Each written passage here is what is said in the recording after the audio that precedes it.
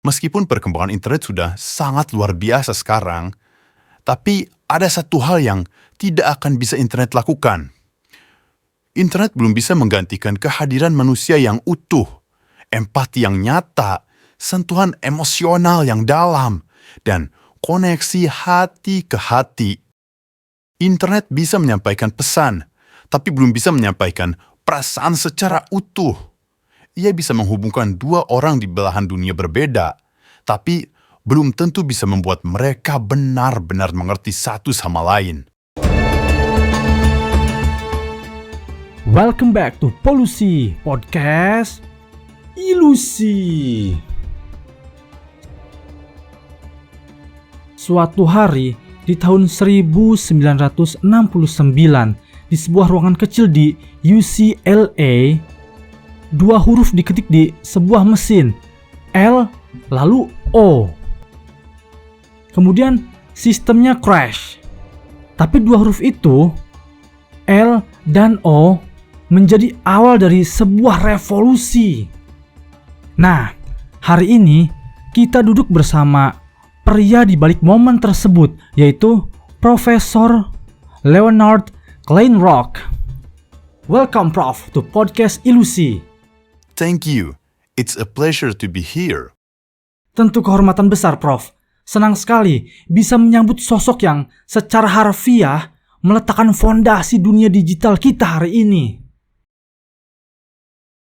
Itu pujian yang berlebihan ya. Hahaha. Itu fakta, Prof. Oke, terima kasih. Tapi terkadang saya masih kaget. Bayangkan, dulu saya hanya ingin dua komputer mengobrol. Tapi sekarang, malah seluruh dunia tidak bisa berhenti berkomunikasi. Saya penasaran, Prof. Hari-hari Anda sekarang lebih sering dihabiskan dengan riset kah, menulis kah, atau mungkin sibuk mengikuti tren? Bisa dibilang kombinasi dari semuanya. Tapi jujur, saya sering kalah cepat dari cucu saya jika urusan teknologi baru. Mereka sudah bicara soal AI, blockchain, sementara saya kadang masih mencoba mengatur printer. Jadi ternyata bahkan Bapak Internet pun masih berurusan dengan printer yang kertasnya sering menyangkut. Percayalah, printer itu konstan di semua zaman. Kalau begitu, Prof, mari kita mulai dari hal yang tidak pernah ngejam. Momen di mana sejarah digital pertama kali tercetak. Mari kita kembali ke tahun 1969. Oke, saya siap. Saya sangat siap untuk bernostalgia. Prof, kalau waktu bisa berhenti sebentar dan kita mundur kembali ke tanggal 29 Oktober tahun 1969, malam saat huruf L dan O dikirimkan, apakah saat itu Anda benar-benar merasa sedang menciptakan sesuatu yang akan mengubah dunia? Atau sebenarnya itu hanya eksperimen teknis biasa yang kebetulan berhasil menjadi sangat luar biasa? Pertanyaan yang bagus. Sejujurnya, malam itu saya tidak berpikir sedang mengubah dunia. Fokus kami sangat teknis. Kami hanya mencoba mengirimkan satu kata sederhana, yaitu login. Tapi ya, komputer kedua hanya menerima L dan O sebelum sistemnya crash. Jadi, hanya karena dua huruf saja, dan kemudian dunia mulai terhubung. Benar. Waktu itu, kami justru tertawa karena sistemnya gagal di tengah jalan. Kami tak menyangka dua huruf itu akan menjadi simbol dari awal sesuatu yang masif. Tapi, jika ditanya apakah saya tahu akan menjadi besar, saya tahu potensinya. Tapi saya tidak tahu bahwa dampaknya akan seluas ini. Dan dari huruf L dan O, kini kita punya miliaran pesan, video, meme, dan bahkan hoax. Hoax yang sekarang terpampang di mana-mana. Semua dimulai dari sana. Dan mohon maaf, Prof, itu semua gara-gara Anda. Baik, tolong maafkan saya untuk itu. Tapi itulah keindahan sekaligus tantangan dari teknologi. Ia tumbuh melampaui niat awal penciptanya. Maafkan saya, Prof. Saya hanya bercanda. Hahaha. Prof, kalau kita analogikan internet sebagai seorang anak, maka Anda tanpa diragukan lagi adalah salah satu ayahnya. Dan sekarang anak itu sudah tumbuh, liar, bebas, dan kadang sedikit bandel. Kalau boleh jujur, apa perasaan Anda saat melihat anak Anda hari ini? Banggakah? Khawatir? Atau... Hahaha. Pertanyaan yang menarik. Jujur, perasaan saya campur aduk, seperti layaknya orang tua. Saya bangga melihat betapa jauhnya dia tumbuh, bagaimana internet telah menghubungkan miliaran orang, memberdayakan informasi, membuka akses pendidikan, dan membangun jembatan antar budaya. Tapi seperti anak remaja yang susah diatur, pasti ada momen yang membuat pusing juga. Ya, tentu saja. Internet juga membawa sisi gelap. Penyebaran informasi, peretasan, penyalahgunaan data pribadi. Itu bukan hal yang kami bayangkan di awal. Kami membangun dengan semangat keterbukaan dan kepercayaan. Tapi kami tidak cukup mempersiapkan sisi keamanannya. Jadi bisa dibilang anak ini tumbuh tanpa cukup pagar di rumahnya. Kurang lebih begitu. Kami menciptakan taman bermain tanpa membangun pagar. Dan sekarang, kita sedang belajar untuk menambahkan pagar itu. Ya, meskipun anaknya sudah terlanjur kabur mengelilingi dunia. Kalimat yang sangat menggambarkan keadaan hari ini, Prof. Tapi tetap tak bisa disangkal, anak itu sudah mengubah hidup kita semua. Ya, dan meski terkadang dia nakal, saya tetap bangga pernah menjadi bagian awal dari perjalanannya. Saya tidak memungkiri itu, Prof. Prof, dulu koneksi internet hanya antar komputer. Komputer A terhubung dengan komputer B. Sederhana dan efisien. Tapi sekarang, bahkan kulkas pun menggunakan jaringan internet. Lampu bisa diajak bicara. Dan masih banyak lagi hal lainnya. Apakah ini perkembangan yang Anda impikan? Ya, saya harus mengakui. Sebagian besar dari ini benar-benar di luar bayangan saya ketika kami memulai. Saat itu, gagasan bahwa dua komputer bisa berbagi data saja sudah sangat revolusioner. Kami belum membayangkan kulkas yang bisa terhubung ke internet. Oh iya, Prof. Ada kulkas yang bisa mengeluarkan es batu tanpa harus kita buat sebelumnya. Ya, saya tahu itu. Saya tidak ketinggalan zaman. Oh ya, maaf kalau begitu. Betul. Kulkas sekarang bukan hanya tempat menyimpan makanan, tapi juga bisa jadi asisten pribadi. Ini bagian dari apa yang kita sebut Internet of Things. Dan meskipun saya tidak membayangkan secara spesifik, saya selalu percaya bahwa konektivitas akan meluas ke segala hal. Jadi meskipun Anda tidak membayangkan bahwa akan ada kulkas cerdas, tapi Anda sudah tahu bahwa arah masa depan adalah koneksi menyeluruh.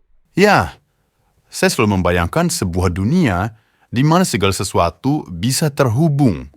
Bukan hanya komputer, tapi perangkat-perangkat kecil, bahkan objek sehari-hari. Tapi saya juga percaya bahwa makin banyak yang terhubung, makin besar pula tanggung jawab kita dalam mengelolanya.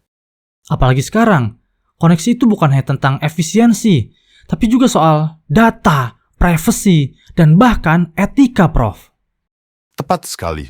Setiap benda yang terhubung membawa potensi, tapi juga membawa resiko.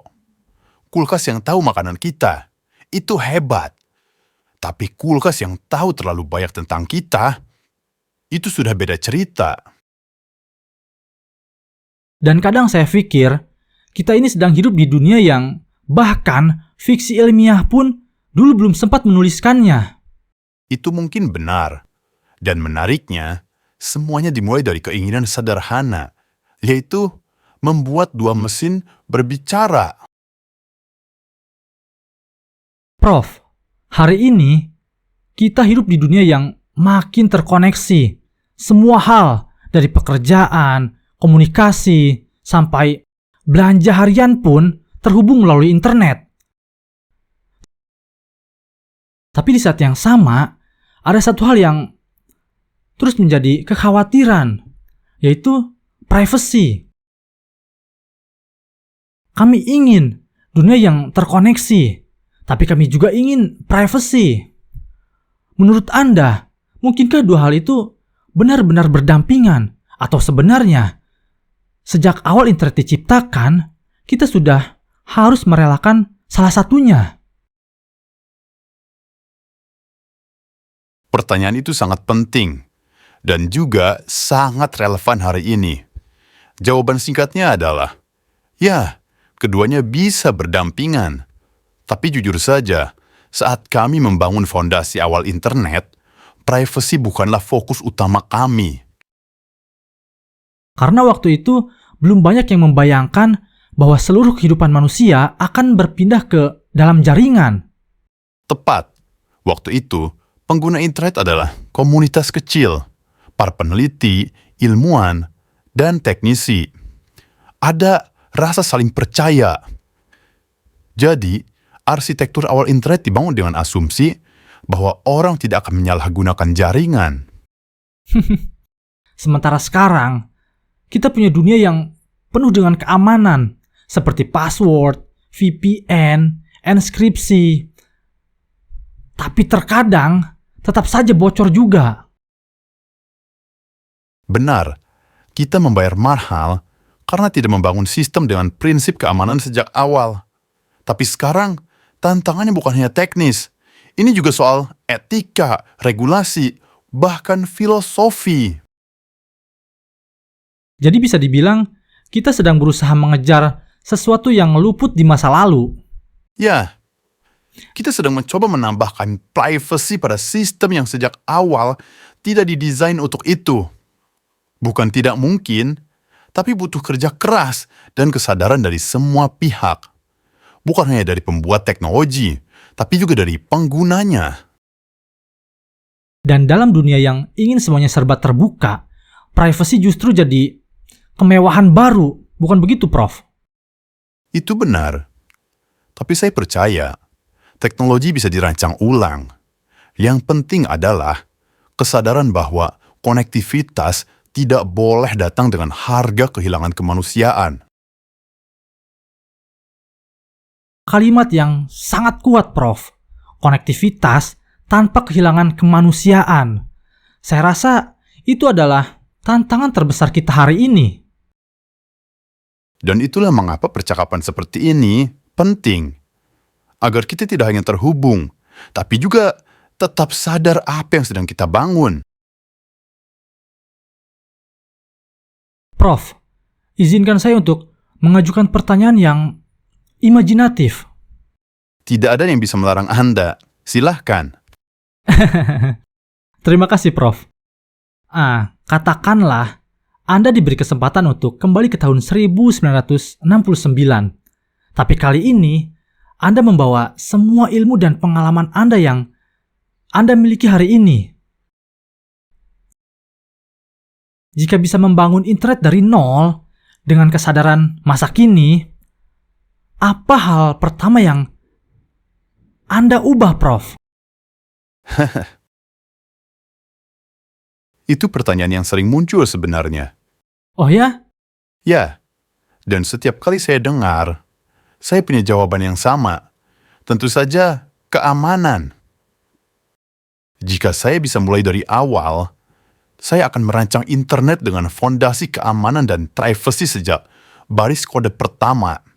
Dulu, kami membangun untuk keterhubungan, bukan untuk pertahanan. Karena waktu itu, dunia digital masih seperti desa kecil ya, Prof. Makanya, semua saling kenal dan saling percaya. Persis, komunitasnya kecil, akademik, dan penuh kepercayaan. Tidak pernah terfikir bahwa suatu hari jaringan ini akan digunakan untuk transaksi miliaran dolar atau menjadi medan pertempuran digital. Kalau internet itu rumah, maka dulu dibangun tanpa kunci, karena semua tamunya sopan. Hahaha, analogi yang bagus. Sekarang rumahnya jadi pusat kota dunia, tapi pintunya baru kita pikirkan belakangan. Tapi selain keamanan, apakah ada hal lain yang Anda ubah? Mungkin saya juga akan lebih mendorong struktur yang lebih terdesentralisasi agar kontrol tidak terlalu terkonsentrasi di satu titik. Dan tentu akan ada lebih banyak ruang untuk diskusi etika sejak awal. Jadi bukan hanya tentang membangun koneksi, tapi juga tentang bagaimana koneksi itu digunakan. Tepat, teknologi selalu netral. Tapi bagaimana ia digunakan, itulah yang menentukan dampaknya.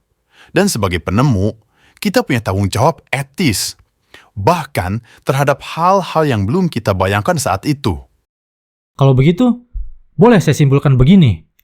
Kalau internet bisa dibangun ulang, ia akan tetap menghubungkan dunia, tapi dengan kunci dan pagar yang kuat, hingga membuat keamanannya sangat terjaga. Hahaha, benar. Tapi ya, tujuannya tetap sama, yaitu membuka jalan, bukan menutup. Hanya saja, kita bisa membuat jalannya lebih aman dan lebih bijak sejak awal. Setelah semua keberhasilan yang telah internet capai, dari menghubungkan miliaran orang, menyebarkan ilmu pengetahuan, mempermudah bisnis, hingga membuat orang bisa jatuh cinta meskipun tidak pernah saling bertemu sebelumnya. Menurut Anda, apa satu hal yang internet masih belum bisa lakukan, tetapi manusia sangat membutuhkannya? Saya suka pertanyaan ini, karena ia memaksa kita untuk keluar dari dunia teknis dan masuk ke wilayah yang lebih manusiawi. Meskipun perkembangan internet sudah sangat luar biasa sekarang, tapi ada satu hal yang tidak akan bisa internet lakukan. Internet belum bisa menggantikan kehadiran manusia yang utuh, empati yang nyata, sentuhan emosional yang dalam, dan koneksi hati ke hati. Internet bisa menyampaikan pesan, tapi belum bisa menyampaikan perasaan secara utuh. Ia bisa menghubungkan dua orang di belahan dunia berbeda, tapi belum tentu bisa membuat mereka benar-benar mengerti satu sama lain. Dan mungkin itulah ironi terbesar dari dunia digital. Kita semakin dekat secara teknis, tapi ada kalanya merasa semakin jauh secara emosional. Ya, empati sejati masih datang dari pertemuan mata, dari nada suara yang tak bisa dikompresi, dari keheningan yang penuh makna, sesuatu yang belum bisa direplikasi oleh teknologi. Tapi, saya tidak tahu suatu saat nanti. Jadi meskipun internet bisa membawa kita kemana saja, tapi ternyata kita tetap butuh pulang. Betul. Dan saya kira itu bukan kegagalan internet. Itu hanya pengingat bahwa teknologi bukan tujuan akhir, melainkan alat. Tujuannya tetap manusia. Dan selama kita ingin itu, maka internet akan menjadi jembatan, bukan penghalang. Dan mungkin tugas generasi kita bukan hanya mengembangkan teknologinya, tapi juga menjaga agar nilai-nilai kemanusiaannya tetap ikut tumbuh. Saya tidak bisa menyetujuinya lebih dari itu. Prof, ini mungkin salah satu pertanyaan yang sering saya renungkan beberapa tahun terakhir. Kita hidup di era di mana hampir semua orang terhubung 24 jam, 7 hari seminggu. Kita bisa mengirim pesan dalam hitungan detik, bahkan bertatap muka lewat video call dari lintas benua. Tapi ironisnya, banyak orang justru merasa makin kesepian, merasa kosong meski connected. Apakah ini dalam pandangan Anda sebuah ironi dari karya besar yang dulu Anda rilis? Pertanyaan yang dalam dan sangat penting. Ya, saya pun melihat ironi itu. Internet lahir dengan semangat untuk menghubungkan manusia. Kami membayangkan jaringan yang mempersatukan, bukan yang membuat orang merasa terasing. Dan sekarang, kita punya ribuan koneksi, tapi tak ada satupun yang benar-benar memahami kita. Tepat, internet memang menghubungkan perangkat, tapi terkadang itu belum cukup untuk menghubungkan hati. Kita lebih banyak menatap layar daripada wajah manusia, lebih sering scroll daripada mendengar langsung cerita dari teman. Seolah-olah kita berada di ruang yang penuh dengan suara, tapi tetap merasa sendirian. Dan itu bukan salah teknologinya sepenuhnya. Internet adalah alat, tapi cara kita menggunakannya, itulah yang membentuk pengalaman kita. Dulu, kami berpikir, semakin banyak koneksi, semakin besar rasa kebersamaan. Tapi kini kita tahu, kualitas koneksi jauh lebih penting daripada jumlahnya. Jadi boleh dibilang, internet memberikan kita akses ke semua orang, tapi belum tentu memberikan kita keintiman dengan siapapun. Ya, kita terkadang terjebak dalam ilusi kehadiran. Kita merasa dekat karena notifikasi, tapi belum tentu kita benar-benar hadir secara emosional. Dan inilah tantangan terbesar generasi digital. Bagaimana mengembalikan sisi kemanusiaan dalam komunikasi yang serba instan ini. Menurut Anda, apakah ini sesuatu yang bisa diperbaiki? Atau kita memang sudah masuk ke jalan yang tidak bisa dikembalikan?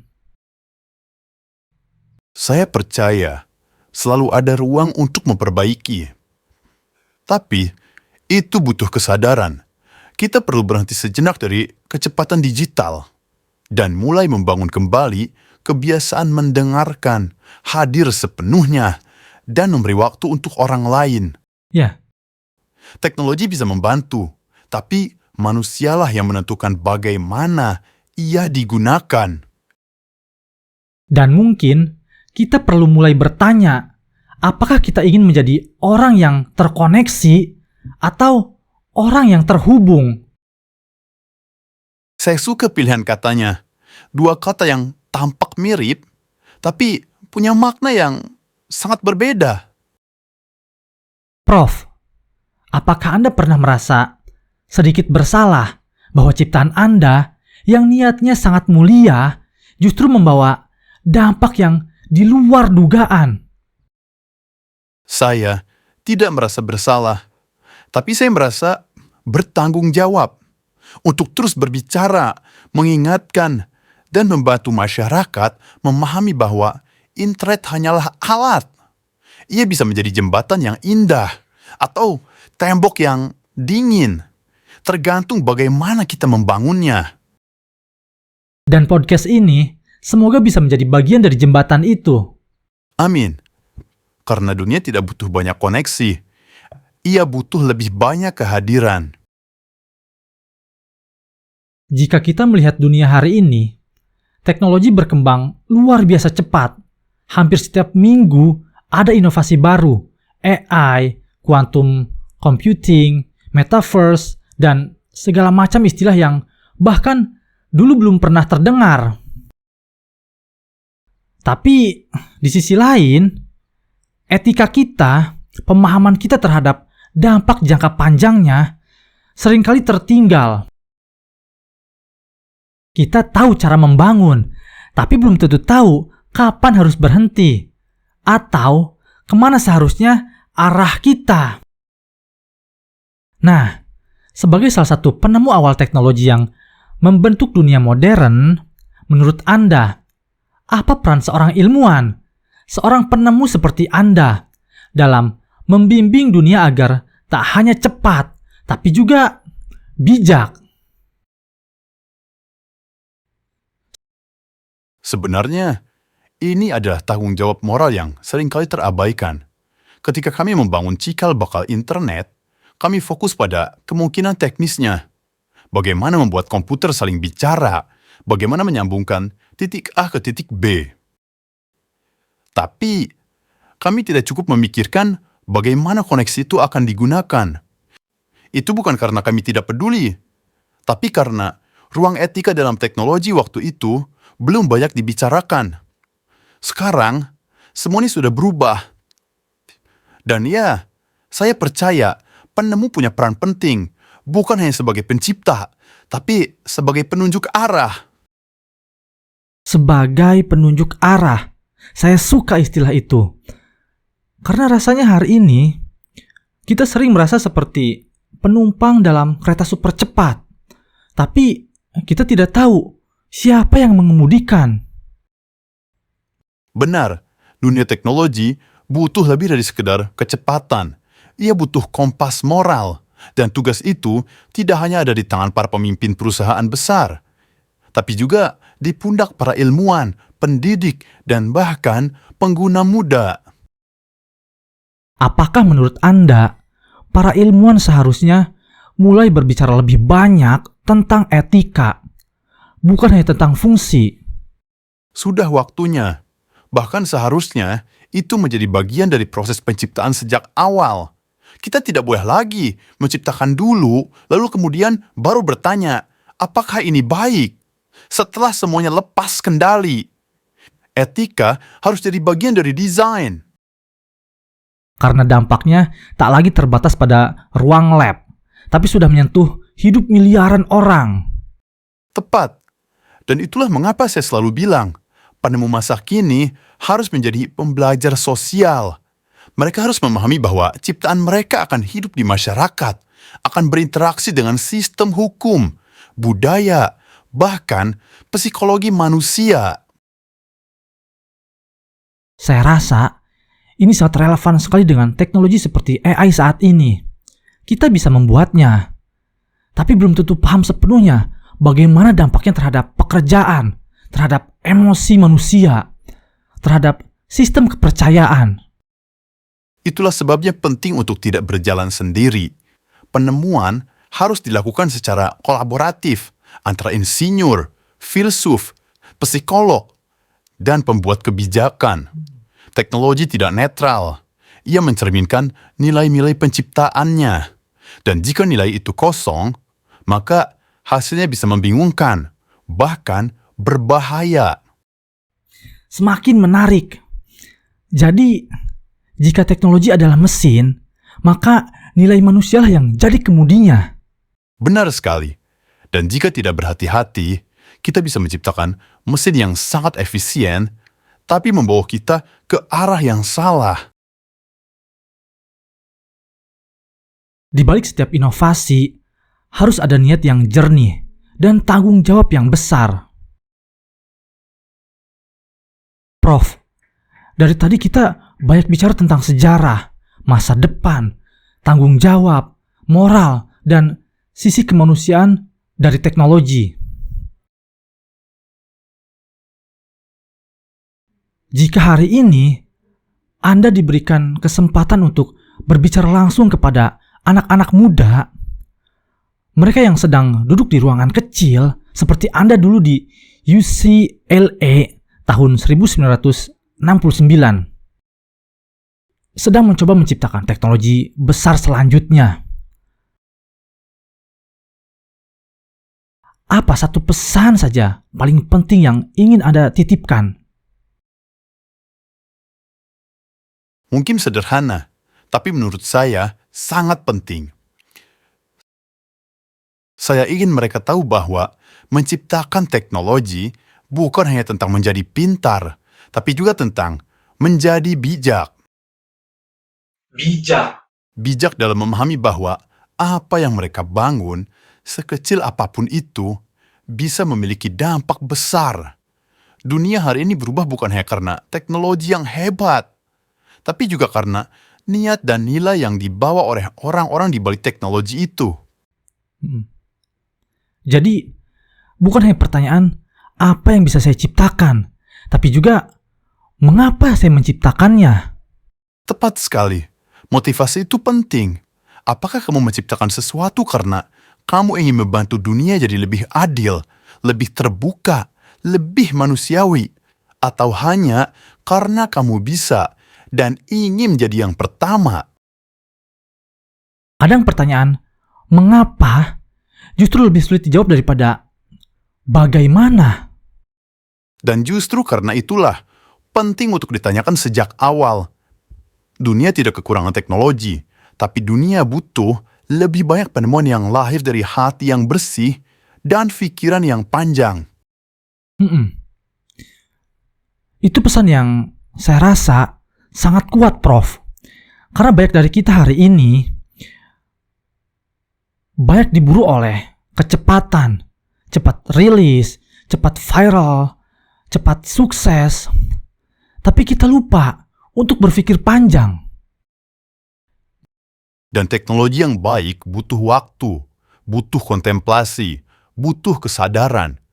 Jangan takut berjalan lambat, asal langkahmu menuju arah yang benar.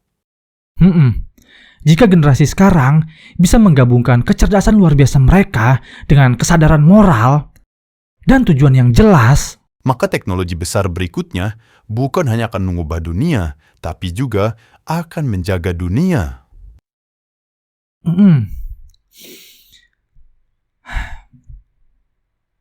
Terima kasih, Prof, untuk semua yang Anda bangun dan semua yang Anda titipkan. Terima kasih kembali. Dunia ini akan terus berubah, tapi semoga hati kita tetap jadi kompas yang menuntun perubahan itu. Leonard Kleinrock bukan hanya penemu, tapi juga penjaga jejak digital manusia modern. Kami mengucapkan terima kasih, Prof, karena telah berbagi kisah, inspirasi, dan sedikit bernostalgia dari hari di mana dunia terkoneksi untuk pertama kalinya. Saya merasa sangat senang bisa kembali mengingat masa-masa awal itu. Sebuah ruangan kecil, mesin sederhana, dan mimpi yang besar. Dan saya lebih senang lagi bisa berbagi refleksi di masa kini, saat kita semua hidup dalam dunia yang sangat dipengaruhi oleh momen kecil itu. Dan betapa menakjubkannya, Prof, bahwa dari satu eksperimen yang sederhana, lahirlah sistem saraf dunia modern. Kita bisa bicara lintas benua, belajar tanpa batas, bahkan jatuh cinta lewat jaringan yang Anda bantu bangun. Saya tidak pernah membayangkan bahwa hasil kerja keras saya akan mengantar orang ke pernikahan lewat aplikasi kencan, atau membuat seseorang bisa membangun bisnis global hanya dari kamar tidurnya. Tapi begitulah teknologi. Ia berkembang jauh lebih cepat dari apa yang kita bayangkan. Dan seringkali, keindahannya justru terletak pada hal-hal yang tak terduga. Betul, teknologi bisa merancang jaringan, tapi manusialah yang mengisinya dengan cerita, makna, dan emosi. Dan itulah hal yang membuat saya tetap bersyukur bahwa meskipun internet terus berubah bentuk, jantungnya tetap berdenyut karena manusia, dengan segala ide, cinta, kesalahan, dan harapan mereka. Prof, dari sudut pandang Anda hari ini, saat Anda melihat dunia yang terkoneksi ini, apa perasaan paling kuat yang Anda rasakan? Rasa takjub dan rasa tanggung jawab. Takjub karena ide sederhana yang kami bangun dulu ternyata tumbuh begitu besar dan berpengaruh. Tapi juga tanggung jawab untuk terus mengingatkan bahwa teknologi adalah alat, dan tugas kita semua adalah memastikan alat itu digunakan untuk kebaikan. Dan semoga podcast ini jadi bagian kecil dari kebaikan itu. Ruang untuk belajar, merenung, dan saling terhubung secara lebih bermakna. Amin. Terima kasih sudah mengundang saya. Ini bukan sekedar wawancara. Ini perjalanan kembali ke titik awal. Dan mungkin sebuah pengingat ke arah masa depan. Amin. Profesor Leonard Kleinrock, pelopor, pemikir, dan pencerita. Terima kasih telah menyalakan percikan pertama dari revolusi digital, dan hari ini telah menyalakan percikan baru dalam pikiran kami. Semoga kita bisa bertemu lagi di lain waktu, Prof.